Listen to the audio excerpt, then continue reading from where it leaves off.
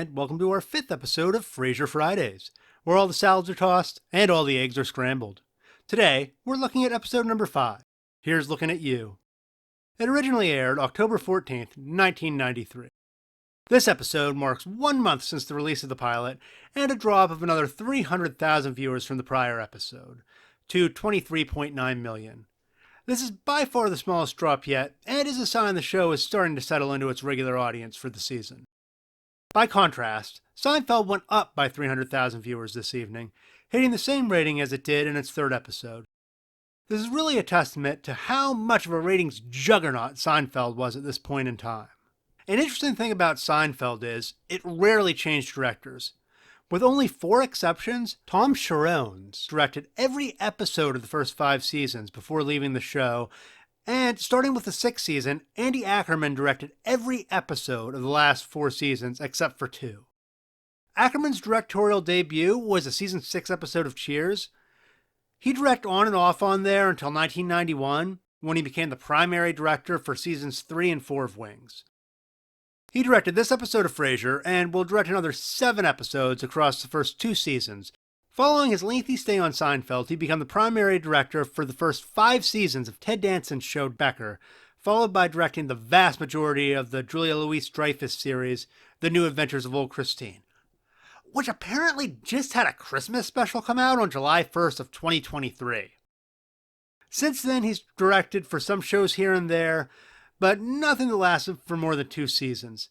Even if Ackerman never again acts as a primary director on another long-running sitcom, the sheer number of long-lasting shows with huge names attached to them he's worked with is beyond impressive.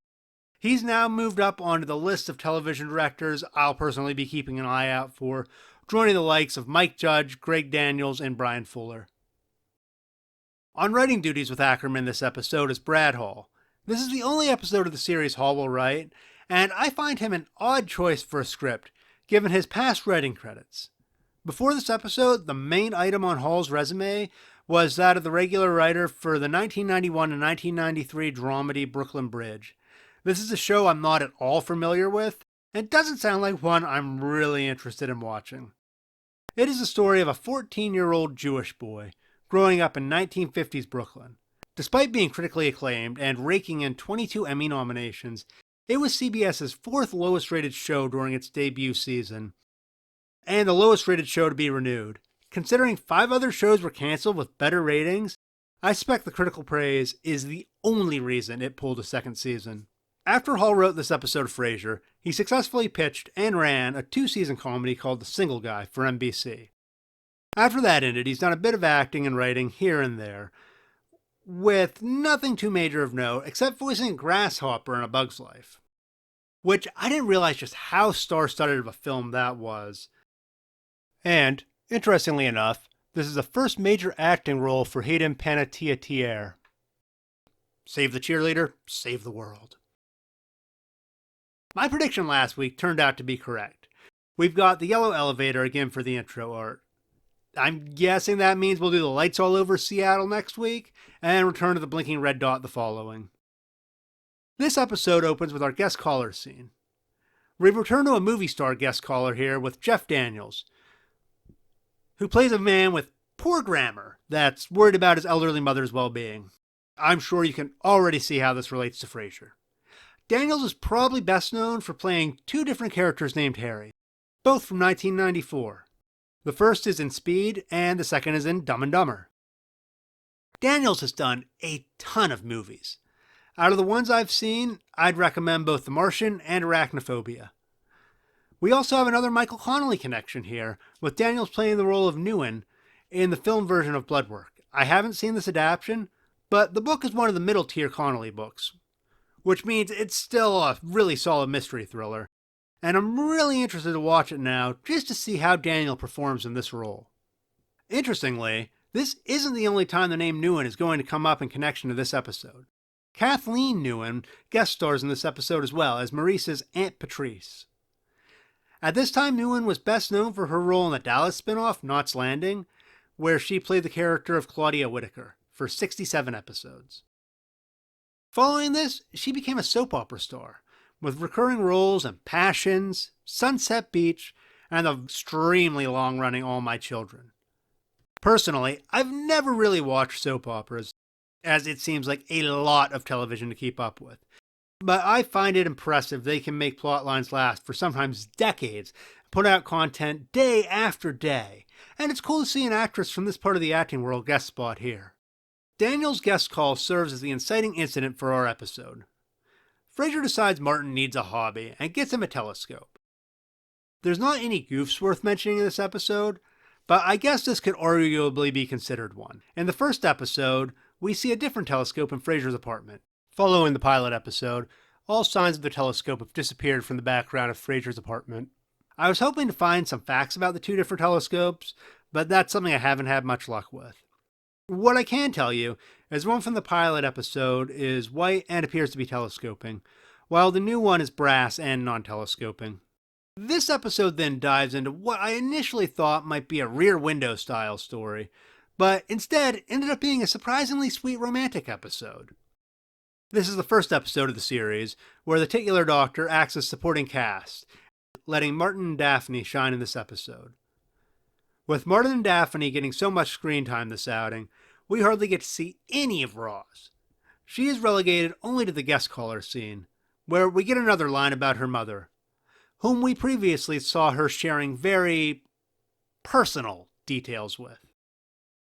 This time it's revealed her mother is the Attorney General of Wisconsin. At the time of this airing, the actual Attorney General of Wisconsin was Jim Doyle, who would serve in the role until 2003, when he became the state's governor, where he served until 2011. This scene only makes me want some more Ma Clavin antics from Roz's mother. I'm really hoping we see her at some point. And that's pretty much it for Roz here. Niles gets to do a little more. Notably, he shows up at the apartment with Aunt Patrice. And he makes it through almost an entire scene without flirting with Daphne. I was actually curious if he was going to stop hitting on her for a minute. It took so long for him to get to it in this episode. But fear not, he rectified it before the end of the scene.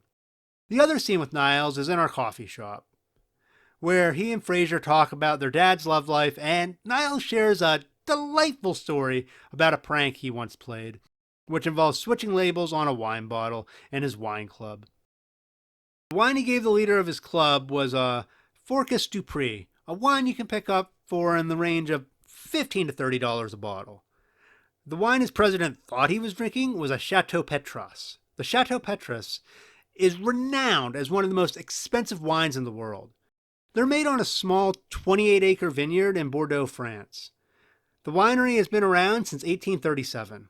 Petrus became one of the first wine vineyards to harvest their grapes while they were still green, which made the crop go further and made the winemaking quality of the grapes higher.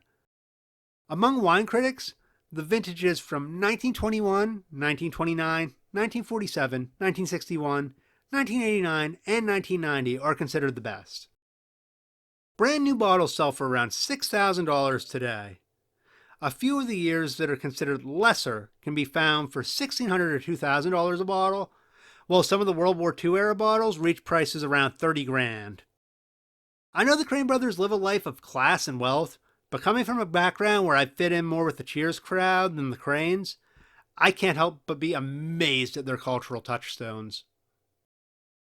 We also get what at least counts as a passing Cheers reference here. Frasier shares a brief phone conversation with his son and reveals to his dad that Lilith threw out the gift his father sent to his grandson.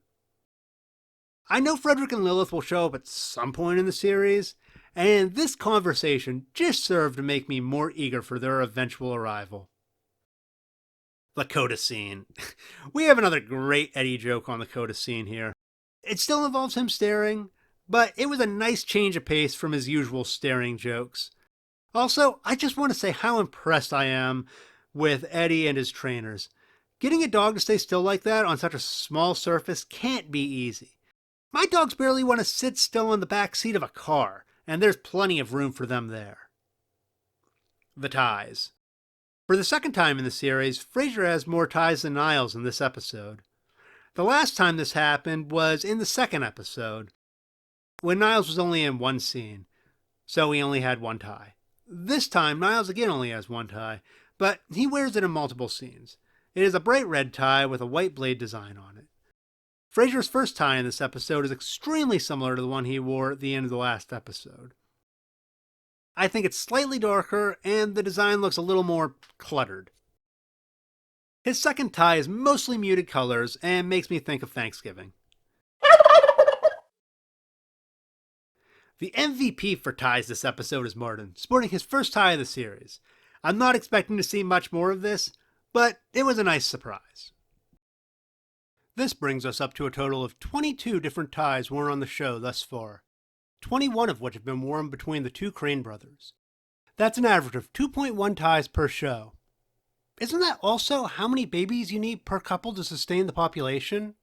The count currently stands at 11 ties for Frasier and 10 for Niles.